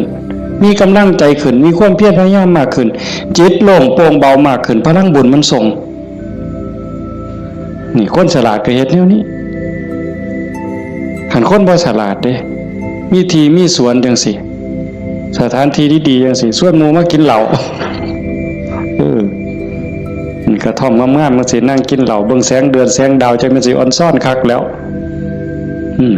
ไปอีกคนละแนวแต่คนมีปัญญาเฮ็ดอีกแบบว่าการประพฤติปฏิบัติเป้าหมายสูงสุดก็คือขนกิเลสออกจากใจความโลภความโกรธความหลงความหักความสั่งความเกลียดความกลัวอิจฉาริษยาอาฆาตพยาบาทจองเว้นหน่อยเนื้อตำใจโยมสังเกตใจเจ้าของให้มันเห็นขันบ่เห็นตรงนี้ก็ง่มอีกโดนเติบได้กิเลสมันเกิดอยู่ใจเนี่ยคุณธรรมก็เกิดอยู่ใจเนี่ยนรกก็อยู่ใจสวรรค์ก็อยู่ใจเนี่ยเฮาสิให้อีหยังเกิดมันเกิดได้เทื่อละอย่างไม่ว่าความโลภความโกรธความหลงอิจฉาริษยาอาฆาตพยาบาทจองเวรหน่อยเนื้อตามใจหักสั่งเกิดในใจเฮาเกิดได้เทื่อละอย่างซ้ำกับตะเว้นขึ้นแจ้งมืดจักไปใสเหมือนยังตะเว้นตกดินความมืดจักมาแต่ใสความแจ้งจักไปใสย่ำเฮาดีใจนี่ความเสียใจจักไปใสมิดอ้อยซอยย่ำเฮาสร้างขึ้นมาหักกับมิดอ้อยซอยผัวเจ้าของนี่แล้วเคยเป็นบ่ผัวเจ้าของเมียเจ้าของนี่ฮักปานสิกลืนกินแพงกับแพงแต่บัดย่ำสร้างมาแล้วบ่โธ่หักจักไปใส่จนขากันตายแล้วเว้ยเห็นบ่อยู่น้ำกันจังสิบัดเป็นตาหักเกินมากกับเป็นตาหักบัดเป็นตาสร้างกับเป็นตาสร้างจังว่าใจเฮามันได้เกิดขึ้นได้เทื่อละอย่างแล้วเฮาใส่อีหยังเกิดขึ้นกับใจเฮาบัดผู้มีธรรมก็อยากให้ความดีเกิดความดีใจความภูมิใจจิตที่มีเมตตาต่อกันหวังดีต่อกันอนุโมทนายินดีนำในเมื่อผู้อื่นเขาได้ดียามเมื่อคนอื่นเขาทุกข์ยากลำบากซอยเหลือบ่ได้ก็ให้มีอุเบกขา ให้ถือว่าเป็นกรรมของสัตว์พ่อซอยเรือได้ก็ซอยเรือขันเฮาจอบเบิ่งจังซี่ใจเฮามีอีหยังเกิดขึ้นปั๊บก็ฮู้จักคืออาตมาบอกตอนกลางๆนั่นว่าคิดปั๊บฮู้ปั๊บคิดปั๊บฮู้ปั๊บอันคือเฮ็ดให้มันว่างแต่ขันเฮาจอบเบิ่งมันมีอีหยังเกิดขึ้นก็ฮู้คันมันเป็นเรื่องบ่ดีบ่งามก็บ่ทรงบ่บวกบ่ทรงมันต่อบ่ร่วมคิดกับมันบ่ร่วมขบวนการกับมันเฮาจะเห็นซ่อมเบิ่งกันจะฮู้ว่าเจ้าของเป็นคนแนวใดก็จอบเบิ่งใจเจ้าของนี่เป็นคนขี้อิจฉาบ่เป็นคนขี้โลภบ่เป็นคนขี้โกรธบ่เป็นคนขี้น้อยใจบ่ญาติโยมต้องซ่อมเจ้าของเด้อบัดนี้ผู้เฮ็ดมาแล้วก็สาธุผู้บ่ทันเคยเฮ็ดก็ลองสังเกตเวลามันบ่พอโยมประเด็นสุดท้ายสิเว้านำเนี่ยเวลาของชีวิตเฮาเหลือน้อยผู้บางคนเข้าวัดมา10 ปี20 ปี30 ปี40 ปีผู้บางคนหลายกว่านั้นลองเบิ่งมันเทียบเบิ่งวันเวลาที่เฮาเข้าวัดเข้าว่าปฏิบัตินำครูบาอาจารย์นับเงินทำบุญกันหลายแสนลองเบิ่งเด้นับเงินที่เฮาบริจาคทำบุญหน่อยแน่หลายแน่นี่เวลา20 30 40 ปีนี่มันเป็นแสนแล้วคันบริจาคเทื่อละ100เทื่อละ20เนี่ยเข้าหมดจักเหล้าตั้งแต่ใส่บาตรตั้งแต่ไปจังหันจังเพ่นเข้าเฮาหมดจักเหล้าเอาผ้าเอาสาดเอาหมอนถวายวัดหมดไปหลายปานใดคันเราถึงแง่เป็นบุญแง่ความภูมิใจนี่โยมก็ภูมิใจบ่คักเอาตัวนี้มาเป็นปีติจูงจิตให้เกิดความสงบก็ยังได้เป็นบุญได้เป็นจาคานุสติเนี่ยนำพาจิตไปสู่ความสงบได้อันนี้คือแง่ของบุญก็เป็นที่เพิ่งให้จิตให้ใจอย่างมหาศาลเลยล่ะไปแต่คันว่าถึงแง่ของการพัฒนาเป้าหมายของพุทธศาสนาบัดในขณะที่เสียเงินไปหลายแสนแล้วหมดเงินไปหลายแสนแล้วหมดเข้าไปหลายเหล่าแล้วยกใจขึ้นบ่ใจเฮายกขึ้นได้ส่ำใดความโลภลดลงจักหน่อยบ่ความโกรธลดลงจักหน่อยบ่ความแข็งดีแข็งเด่นลดลงจักหน่อยบ่หือไปวัดแห่งแต่ไปผิดกันอยู่วัดขาดทุนได้นี่ครูบาอาจารย์มีสื่อมีเสียงลังเทื่อก็สิไปญาติกันเป็นที่หนึ่งมันมีอยู่เรื่อยเห็นอยู่หลายหมองโดยเฉพาะโยมฝ่ายอุบาสิกาเฮ็ดหยังก็อยากถวายหลวงพ่ออยากให้หลวงพ่อฉันของเจ้าของใส่ของเจ้าของผู้นี้เฮ็ดอยู่แล้วมีผู้ใหม่มามีการแข่งกันขาดทุนนี่ตัวนี้คือขาดทุนลอดพื้นบ่แม่นขาดทุนธรรมดากิเลสมันบ่ได้ยอมเฮาเด้ไม่ออกสังเกตเด้อย่าเชื่ออาตมานำแม่ได้พระเถาะเพราะฉะนั้นหลวงปู่ชาบ่ได้ถีบพระดอกเนาะได้ไปนวดหลวงปู่แล้วว่าเจ้าของคักหลวงปู่เพิ่นฮู้จักความคือเลยถีบเลยหงายหลังตึงยังจังได้คิดเห็นบ่นี่คือครูบาอาจารย์เพิ่นสอนให้เห็นจิตตัวนี้โยมคันบ่เห็นจิตตัวนี้นี่ง่มซ่าไปอีกโดนเติบเยจิตตังสัญญเมสันติโมขันติมานะพันธนาถ้าบุคคลใดจะพึงตามดูจิตบุคคลผู้นั้นจะพ้นจากบ่วงแห่งมารคันเห็นใจตัวนี้นี่เขาต้องการความสะอาดแม่นบ่ต้องการความสะอาดต้องการความบริสุทธิ์แห่งจิตแห่งใจเนี่ยมันจะเห็นคันบ่จังซั่นเข้าข้างเจ้าของเสยเด้มันมาที่หลังมันสิมาใหญ่กว่าเฮาได้จังใดมันสิมาเป็นที่หนึ่งได้จังใดผิดกันวัดแตกเว้ยมีเด้แนวนี้ก็ได้ขาดทุน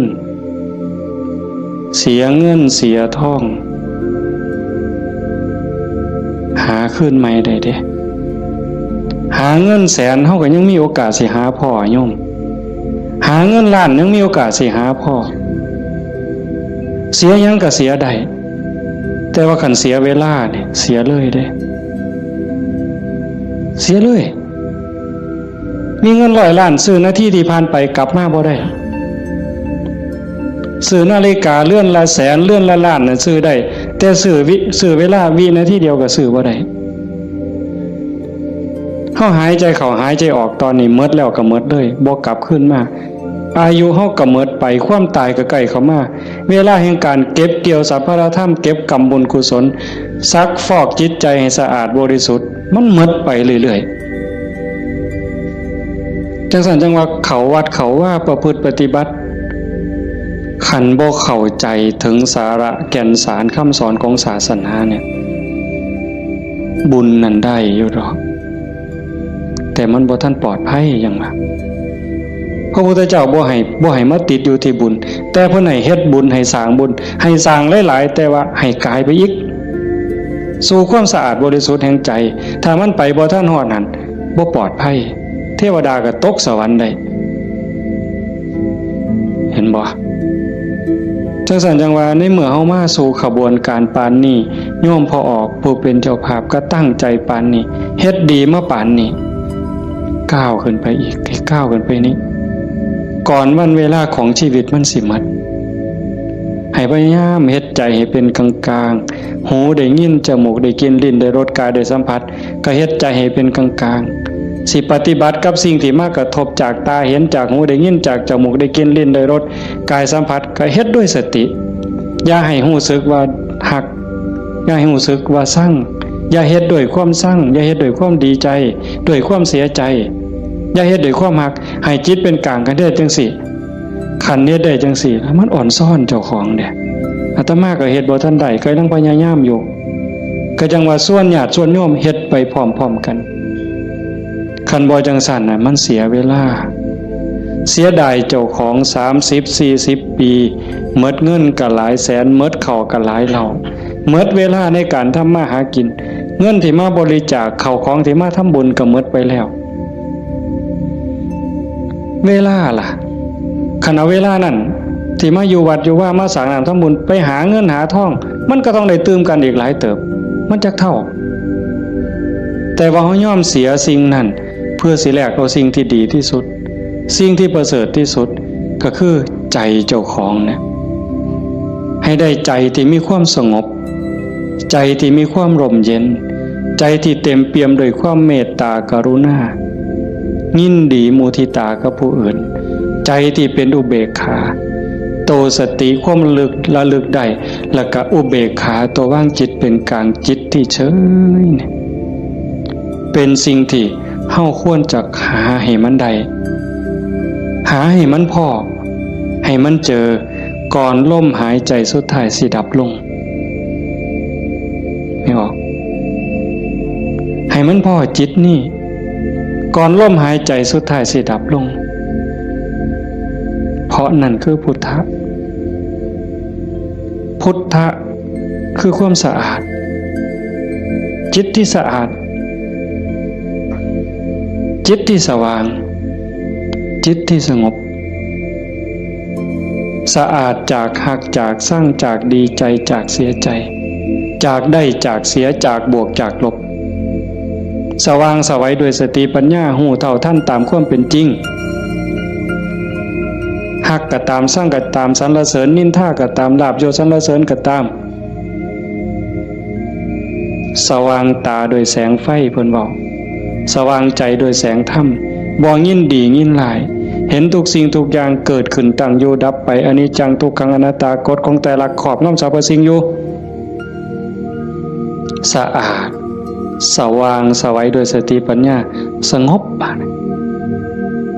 นิ่งจิตใจบ่กระเพื่อมด่ามากกับบ่กระเพื่อมย่องมากกับบ่กระเพื่อมนักแน่นคือกับหินเนี่ย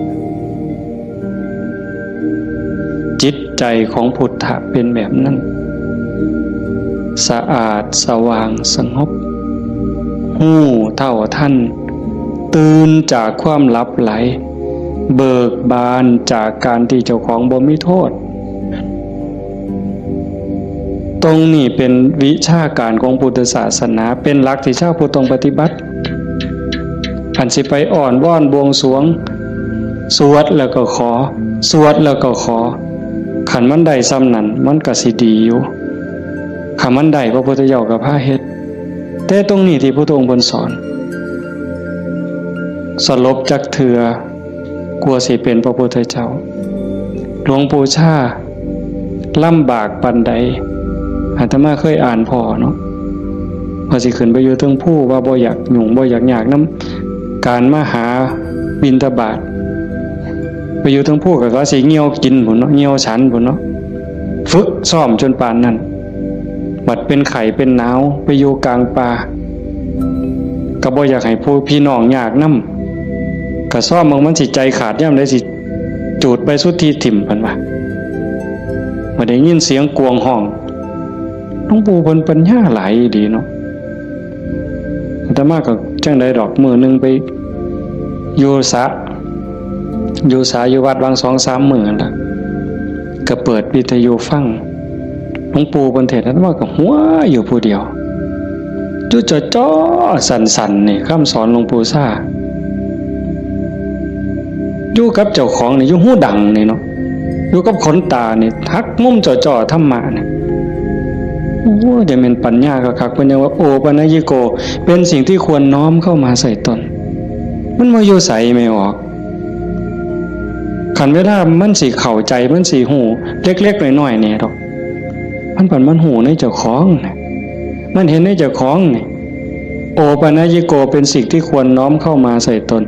คันน้อมเข้ามาใส่ตนนั่นเป็นคำสอนของพระพุทธเจ้าคันน้อมออกไปจักแม่นคำสอนไผบัดนี้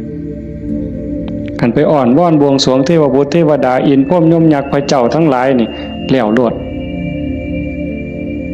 แต่ว่าอาศัยการประพฤติปฏิบัติจังว่าการฟังเทศน์ฟังธรรมให้เป็นไปเพื่อความศรัทธาความเหลื่อมใสศรัทธาปาสาทะวิริยะความภาคเพียรพระพุทธศาสนาเพิ่นสอนเรื่องความภาคเพียรวิริเยนะทุกขมัจเจติเฮาสิล่วงทุกข์ได้ก็ย้อนความเพียรพยายามของเฮาเองผู้อื่นเฮ็ดให้บ่ได้คันเฮ็ดให้ได้มีผู้วิเศษผู้ศักดิ์สิทธิ์ครูบาอาจารย์เป่าให้เสกให้ผู้ใดสิเกินพระพุทธเจ้าก็ออกว่าไผสิเกินพระพุทธเจ้าในโลกในจักรวาลแนวคันมันเฮ็ดแทนได้ทำพิธีเฮ็ดให้ได้พระพุทธเจ้าเฮ็ดให้หมดเมื่อเช้าย่างบิณฑบาตหัวแต่ว่ามันก็หาเรื่องอยู่เลยปีชงเพิ่นว่าปีนี้ปีชงส่งหยังส่งกาแฟ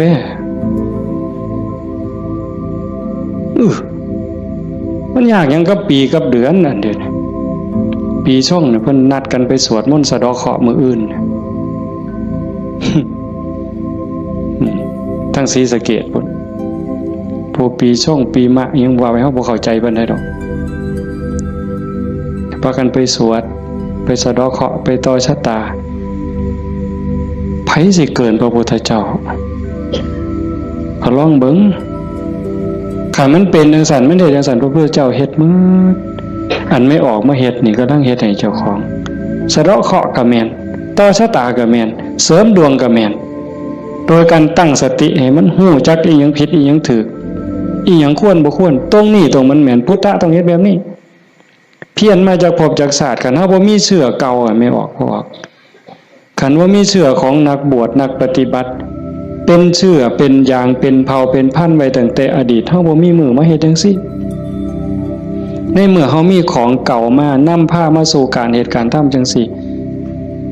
มีกัลยาณมิตรพาเหตุพาทำให้ทุ่มเทเต็มที่ถือว่าโอกาสได้เกิดมาเป็นมนุษย์ได้พบพระพุทธศาสนามีสติปัญญาหูดีหูชั่วหูผิดหูถูก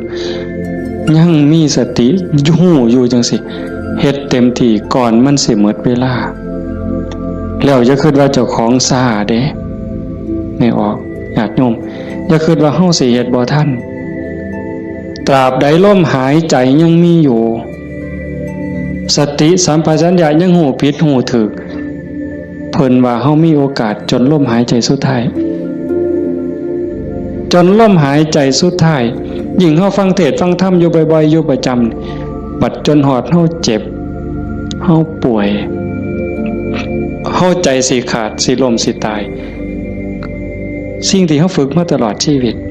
ทบทวนมาตลอดชีวิตหอดเวลานั้นมันจะว่างแมนบ่แมนก็แล้วแต่สิว่างว่ามันเอาบ่ได้แล้วร่างกายบ่แม่นของเฮาสังขารบ่แม่นของเฮาสรรพสิ่งในโลกบ่แม่นของเฮา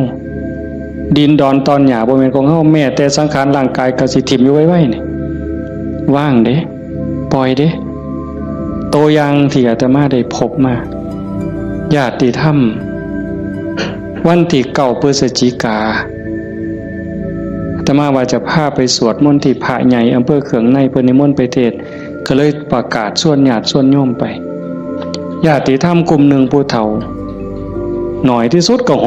60แต่ส่วนใหญ่70ขึ้นไปเกิดอุบัติเหตุโยมอาจจะได้ยินข่าวอยู่ว่าจักรถสิเลี้ยวเข้าพระใหญ่เพิ่นเขืองในเลี้ยวเข้าไป2ขั้นหน้าไปติดหลุมสิลงจากทางลาดยางมันมีหลุมก็คอยหยอดขั้นหน้าคอยหยอดขั้นหลังก็จอดนิ่งๆรถวัดป่าใหญ่เมืองอุบลแล่นมาต่ำเข้าเต็มลำหลังหัวเก่งนั่นคนอยู่ทั้งหลังนี่7อยู่ทั้งหน้า2คนทั้งหน้า2บ่เป็นหยังแต่อยู่ทั้งหลัง7คนนี่ฟ้องลงรถตาย3บาดเจ็บหนัก4เป็นจังได๋พวกผู้เฒ่าทั้งหมดนี่ว่าชีวิตเฮาอันนี้เพิ่นเว้าก่อนเป็นได้เว้ามาเรื่อยๆดอกบ่แม่นเว้ามื้อนั้นเว้าเรื่อยๆเว้าตลอดถ้าเฮาได้เข้าวัดเข้าว่าได้ปฏิบัติเป็นนักรบตายในสนามรบตายยามใดก็บ่ย้านยิ่งไปเฮ็ดบุญตายแห่งแต่ดีว่าจังซี่เลยเด้ตายก็ตายไปแต่ว่าซุ่มยังนี่กระดูกโค้งหักแขนหักกระดูกสันหลังเคลื่อนกระดูกต้นข้อเคลื่อนขาหลุดโบกแม่นมืด2 คนหนึ่งนี่หมอเขาว่าเป็นอัมพาตตลอดชีวิตซอยเหลือเจ้าของบ่ได้อาตมาก็ออกมาบ่ได้เทศน์นำสันดอกได้ยินข่าวอาตมาไปนั่งลงปุ๊บก็เสียงหวอรถดังเลยพอได้ยินข่าวว่าเป็นญาติที่ทำก็แต่ตามเขามาโรงพยาบาลเขืองในพอแต่ไปหอดแม่ใหญ่นึงเขาก็ไปเขามาอุบลก็หลายแล้วแต่แม่ใหญ่นึงนอนอยู่ก็เจ็บแขนหักหน้านี่ลอกหมดเลือดแดงพอแต่เห็นโอ้ยอาจารย์แขวหักเพิ่นว่าแขวเสียไปซ้ำเพิ่นว่าโอ้ยสร้างมันตัวใหญ่บ่ได้ซื้อเพราะบาดดอกแขวเพิ่นว่าเราก็ยังดีใจอยู่เด้หลานหน่อยไปนำมาหลานอาตมาไปนำ2 คนจับมือยายแน่มันหนาวมันสิไปทั้งเพิ่นแล้วนะมันหนาวจับมือยายแน่ให้ยายอุ่นแน่ให้ยายอุ่นแน่เด็กน้อยก็จับผู้คนก็บ่ฮู้เรื่องสลบไปบัดพ่อใหญ่นึงบัดกระดูกหักเขาก็คิดว่าแอวหักถ้ามาก็คิดยากหมอเขาก็มาจับให้เขาก็เพื่อทดสอบว่าเป็นหยังมาสุดท้ายเขาก็ว่าแอวหักกระดูกหักถ้ามาก็โอ้ยตารู้ตนผู้เฒ่าเราก็ถามหาเมียเนาะครูนั่นโยมบ้านฟังเพลอาจจะเห็นพ่อใหญ่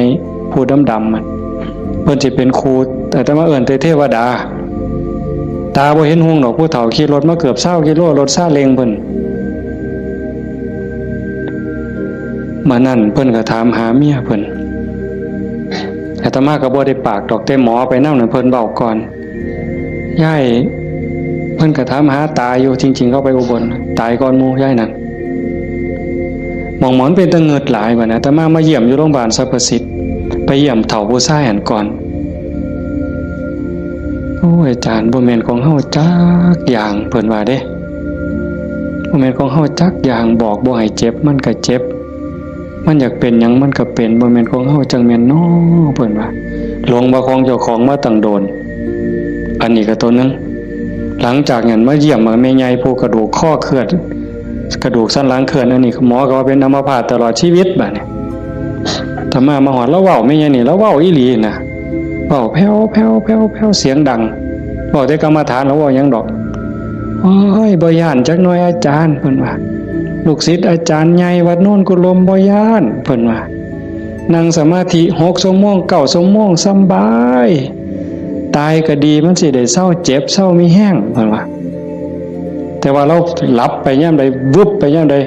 เราว่าขาวอักลากนี่มองเราอุ่นคือมันสิใจขาดหลับไปย่ำใดปุ๊บสินคนใส่สุดขาวเต็มอยู่ตลอดนี่คือนิมิตดีเด้ขันตายในขณะนี้นี่สวรรค์เขาเอาเราไปแทะแต่ว่าเราปฏิบัติตลอดที่จริงเขาให้เล่าอยู่ห้องผู้เดียวเป็นห้องอันตรายแล้วผมนะโอ้ยดีแห้งอาจารย์เขาให้อยู่ผู้เดียวว่ามีผู้ใดมากวน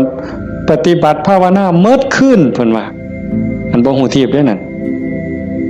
เจ้าของนั่นอันตรายที่สุดเพิ่นว่าเพิ่นสำบายมีผู้ใดมากวนเพิ่นนั่น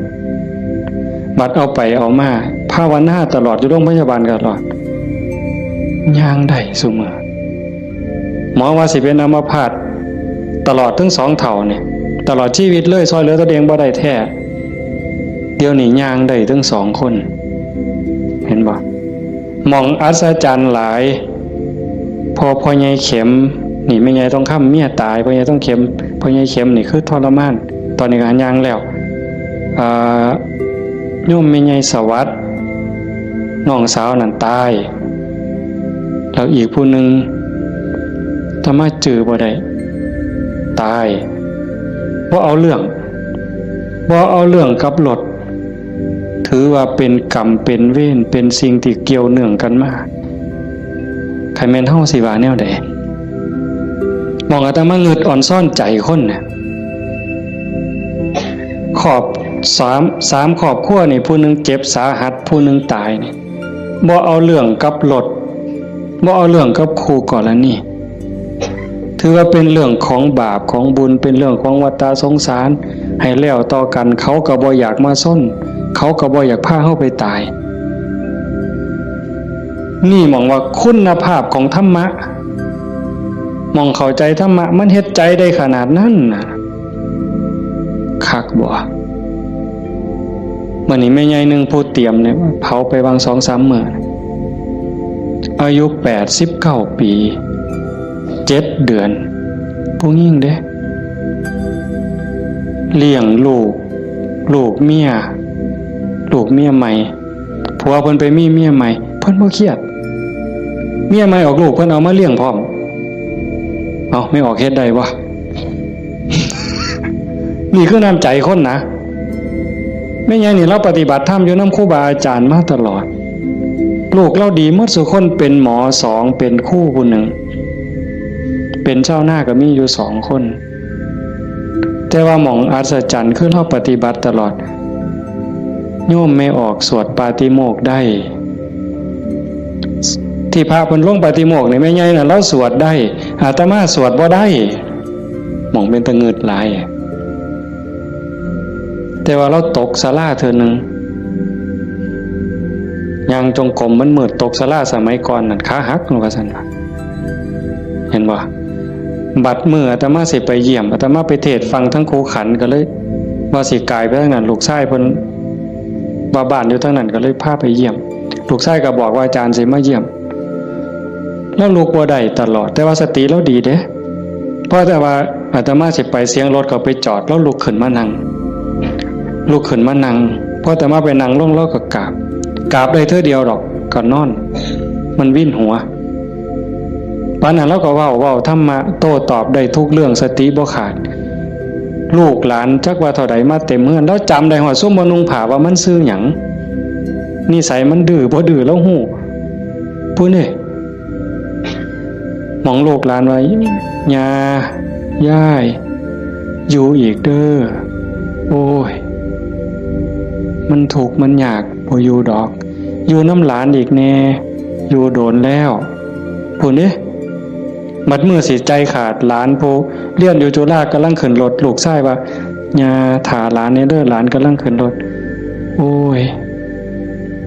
ถาบ่ถามันก็บ่แม่นแม่วะแล้ว เป็นเรื่องของเพิ่นเพิ่นว่าเห็นบ่เป็นเรื่องของเพิ่นบ่แม่นเรื่องของญา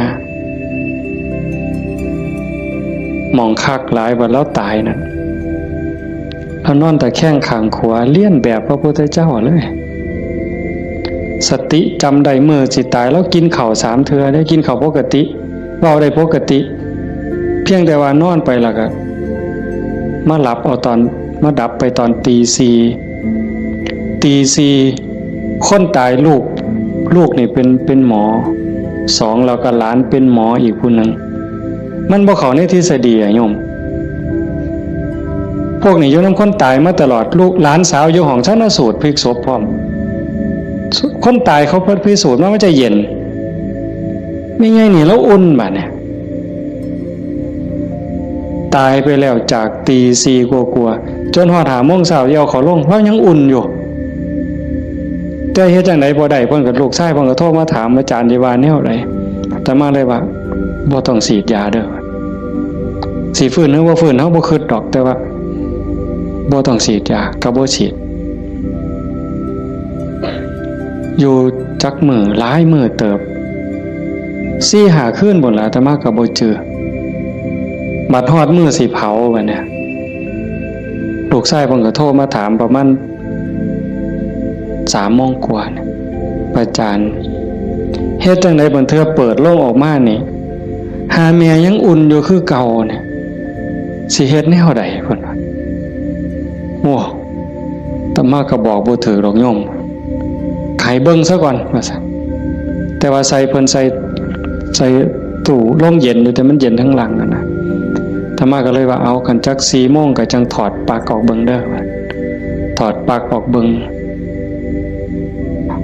เพื่อให้มันปรับสภาพเพราะว่าตัวเย็นนี่มันอาจจะเป็นจากเครื่องใส่ไฟฟ้าหอดประมาณเฮาจะออกประมาณบ่ายโมงก็หากะลามันอุ่นมันยังอยู่ก็จังว่ากันอีกเทื่อนึงบัดสุดท้ายก็แม่นหมดอยู่ดอกเพิ่นว่าอาจารย์ประมาณเที่ยงในเพิ่นโทรมาก็บ่เย็นปานใดแต่ว่าย้ายบ่แข็งเพิ่นว่าเย็นอยู่แต่ว่ามันบ่แข็งคือทั่วไปคันจังซี่ก็หมดไปตามธรรมชาติก็เฮ็ดไปเด้อคือที่เว้าให้โยมฟังนี่หมายความว่าอย่าให้เราปฏิบัติมาตลอดจิตใจเราดีเรางามบ่เคยด่าไปจักเทื่อลูกว่าลูกเมียใหม่เขาผัวก็อยู่นำเมียใหม่เนี่ยเอาลูกมาเลี้ยงแล้วก็ป้อนข้าวทอกันนี่เลี้ยงซ่ากันป้อนปลาป้อนข้าวก็บ่ให้ลูกเจ้าของคำใหญ่กลัวเด้คำทอกันอาบน้ำให้ก็คือกันสอนก็คือกันฮักทอกันใจคนน่ะมันจังว่าคันมันได้ฝึกได้ฝนมันมีธรรมมันก็สุดยอดอยู่นี่โยมพ่อใหญ่พาเฮาประพฤติปฏิบัติเฮ็ดงานจังซี่เฮามาประพฤติปฏิบัติสูงสุดก็เพื่อยกจิตยกใจเด้อสรุปตรงนี้เด้อบุญนั่นเป็นของตายจังได้เฮาก็ได้เต็มที่อยู่แล้วแต่สิ่งสำคัญน่ะให้ยกจิตยกใจเจ้าของให้มันสูงขึ้นจากอำนาจของความโลภความโกรธความหลงความอิจฉาริษยาอาฆาตพยาบาทจองเวรหน่อยเหนือตามใจเฮาสิเอาชนะมันได้เฮาสิสูงขึ้นกว่าอำนาจของกิเลสได้ย้อนโยมสังเกตใจเจ้าของย่ามตาเห็นหูได้ยินจมูกได้กินลิ้นได้รสท่านเฝ้าไปเสือมันอย่าไปหักไปสร้างน้ำมันนิ่งแล้วสังเกตความรู้สึกสังเกตความคิดสังเกตความรู้สึกถ้ามันเอียงไปทั้งโลภหลายก็บอกว่าเจ้าของนั้นขี้โลภหลายอยู่ค่อยถอนออกหัดบริจาคหัดแบ่งหัดปันถ้ามันโกรธหลายเห็นอันใดผิดหูผิดตาแล้วงุดหงิดโหนหวยขึ้นเป็นตาสร้างขึ้นมาหูจากมันปรับแล้วก็หูจากเมตตาเขาก็คือเฮานั่นล่ะเขาบ่ทันหูเขาจึงเป็นจังซั่นหูจักให้อภัยฝึกไปคอยยกระดับดวงจิตขึ้นมาให้เข้าใจว่าพระพุทธเจ้าบ่ได้สอนให้เฮาทุกข์พระพุทธศาสนาสอนให้เฮาพ้นทุกข์โกรธก็คือทุกข์โลภก็คือทุกข์หลงก็คือทุกข์เป็นเหตุให้ทุกข์เฮาก็ต้องดับเหตุมันเฮ็ดให้จิตใจเป็นกลางๆหักผู้อื่นคือหักเจ้าของหวังดีต่อผู้อื่นคือหวังดีต่อเจ้าของนั่นจิตใจเฮาจะดีขึ้นงามขึ้นมื้อนี้สมควรแก่การเวลาใส่เวลามาหลายเติบชั่วโมงหนึ่งกับ40 กว่านาทีเนาะสมควรแก่การเวลาท้ายที่สุดก็ขอ อนุโมทนาสาธุกับญาติโยมผู้เป็นเจ้าภาพผู้เป็นเจ้าของสถานที่และก็ญาติธรรมที่มาจากที่ไกลมาร่วมประพฤติปฏิบัติบำเพ็ญบุญบำเพ็ญกุศลยกระดับดวงจิตดวงใจของเจ้าของให้สูงขึ้นงามขึ้นท้ายที่สุดก็ขอรัตนาอ้างอิงเอาอำนาจแห่งคุณพระศรีรัตนตรัยคุณของพระพุทธเจ้าพระธรรมพระสงฆ์และอำนาจแห่งบุญกุศลคุณงามความดีที่มีทั้งหมดทั้งมวลในสากลและจักรวาลจงหลอมร่วมเป็นตบะเป็นเดชะเป็นพลวะปัจจัยอำนวยหนุนส่งให้ญาติโยมสุขสุคนจงเป็นผู้แกล้วกล้าอาจหาญร่าเริงในการสร้างบุญสร้างกุศลสร้างคุณงามความดีให้ยิ่งขึ้นไปให้เป็นผู้เจริญงอกงามในจตุรพิธพรชัยคืออายุวันนะสุขภละปฏิภาณธรรมสารสมบัติให้เป็นผู้มีสัมมาทิฏฐิมีโอกาสประพฤติธรรมปฏิบัติธรรมให้ได้เข้าถึงธรรมที่บ่ท่านได้เข้าถึงได้หูแจ้งธรรมที่บ่ท่านได้หูแจ้งจนสามารถนำตนให้พ้นทุกข์ปรารถนาสิ่งหนึ่งประการใดหากเป็นไปโดยชอบประกอบโดยธรรมก็ขอให้ความหวังความปรารถนานั้นจงสำเร็จทุกประการมีความสุขกายสุขใจโดยทั่วกันทุกท่านทุกคนเทอญ